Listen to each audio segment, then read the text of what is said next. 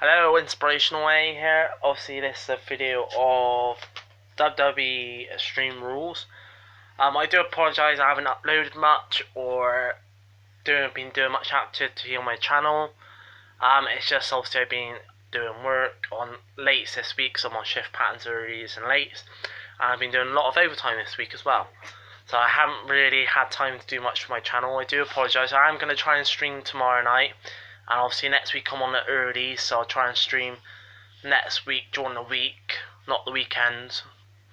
Well, not Friday and Saturday anyway, because I'll be out and got plans. But I'll try and stream next week quite a bit to make up for the lack of what I haven't done this week. And obviously I'll try and start doing Injustice 2. And Crash Bandicoot comes out in 2 weeks' time as well.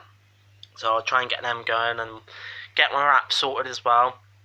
But I do apologise. But I can't help it, like I said.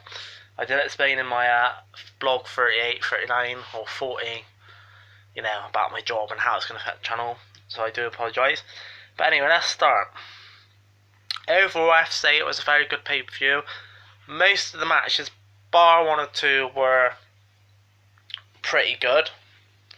There's 2 I was pretty impressed with, and 1 that I thought was a bit rubbish, okayish, and the rest were good. But let's start with the Intercontinental Championship match, the Miz versus Dean. It wasn't no surprise Miz was going to win because they've kind of made Miz the it factor with the Intercontinental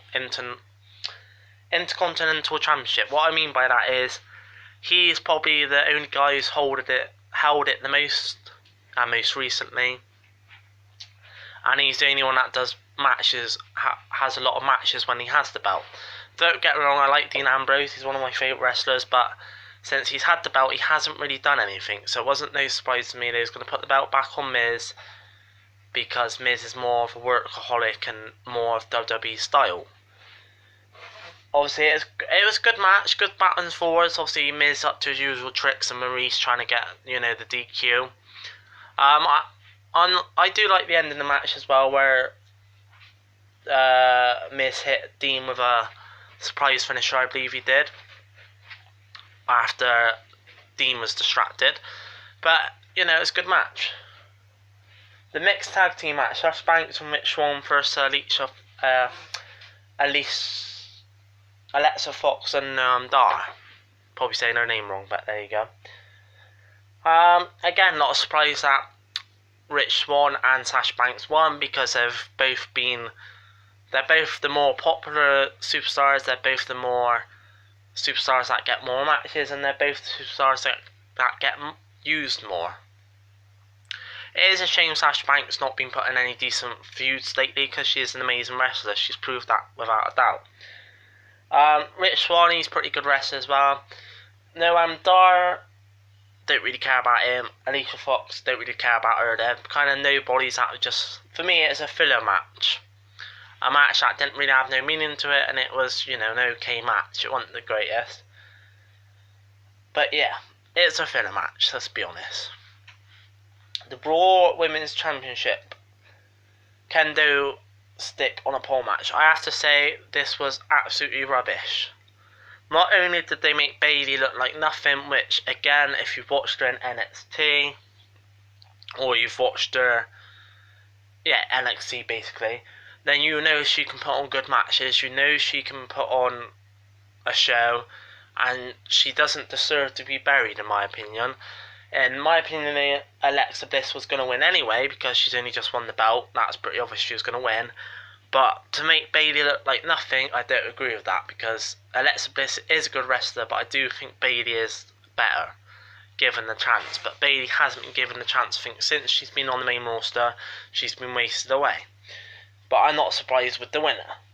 The Raw Tag Team Championship Steel match, game match. Again, it was good.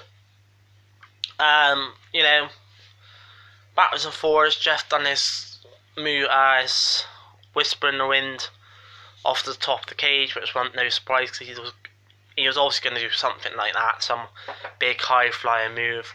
I'm surprised he got out so quickly and left Matt to it, but I'm guessing that's just to show how resilient Matt could be. But overall, it was a good match, backwards and forwards. I like the ending how there's both teams were trying to escape at the same time. But again, it was obvious Cesaro and Sheamus was going to win because they've been chasing the championship for months now. And if they weren't going to win when they turned heel, then it begs to differ why turn them heel. But they won, it don't surprise me. Am I glad they won? Yeah, because I like... Well, I'm not really fussed. I like the Hardy Boys, but I also like Cesaro and Sheamus. But it's about time they had championship gold.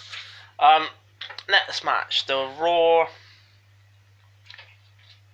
The Cruiserweight Championship submission match. Again, an outstanding match. Wouldn't expect anything less because Neville has shown since he's been turned heel and he's been given the Cruiserweight belt that he can put on good matches, which I never doubt he could. Austin Aries, again, if you're watching him as TNA days or Ring of Honor, you know he can put on good matches. And it was an amazing match, to be fair. I am surprised Austin Aries lost because I thought they was going to let him win the belt. I don't think this will be the last time he goes for the belt. He probably will win the belt eventually. But from what I've heard, the reason why he hasn't won the belt is because they're bringing in Ricochet. Or Ricochet. Yeah, Ricochet, I think his name is. Basically, he's an indie wrestler, and he's an amazing wrestler. So if that's true, and he's coming to the Cruiserweight, and you know, I expect he will win the belt if he does, then I'm hoping that is true because, like I said, he's an amazing wrestler. Other than that, like I said, I'm surprised Austin Aries didn't win, but overall, it's an amazing match. The Extreme Rules Fatal 5-Way. Again, this was probably an amazing match, if not the match of the night. Everyone had their spot. You know, Seth Rollins done a 5-star frog smash through the grand table to Bray. Roman took Finn and Samoa Joe out through the barricade with a spear. Backwards and forwards, everyone had their moment to shine. To me, I was quite surprised that Samoa Joe won because I put it down to Finn, Seth, and Roman. The only two people I didn't count out was Bray because he's always been put in big matches, but he never wins them. Let's face it, WWE's never used him correctly and never pushed him as much as they should. Samoa Joe, yeah, he's been on a warpath and he's been very good and dominant lately, but I didn't expect him to get a title shot this early. Reason I thought it was going to be Roman, Seth, or Finn is because, again, Roman, as much as I hate him, he's been shoved down our throats no matter what because he's Vince's little golden boy. Finn Balor is an amazing wrestler and I did think he's going to get a shot pretty soon. And Seth, again, he's been pretty dominant and shown, you know, that he could go for the belt. But I'm guessing the rumours are true because there is rumours that apparently Seth and Finn are going to go against Brock later in the year. And then Roman Reigns, which if he does is rubbish, is going to win the belt at WrestleMania off Brock Lesnar. Which, if it's true, is absolute crap. But hey ho, just shows how much Vince wants to shove Roman down our throat.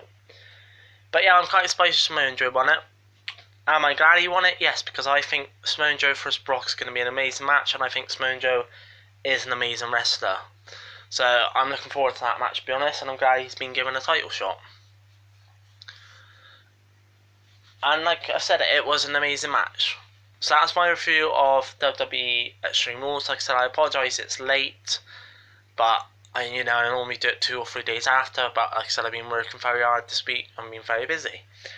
So I hope you enjoyed this review, and I will see you hopefully Sunday for a bit of gameplay streaming. If not, this week coming at some point. Inspirational 8 out.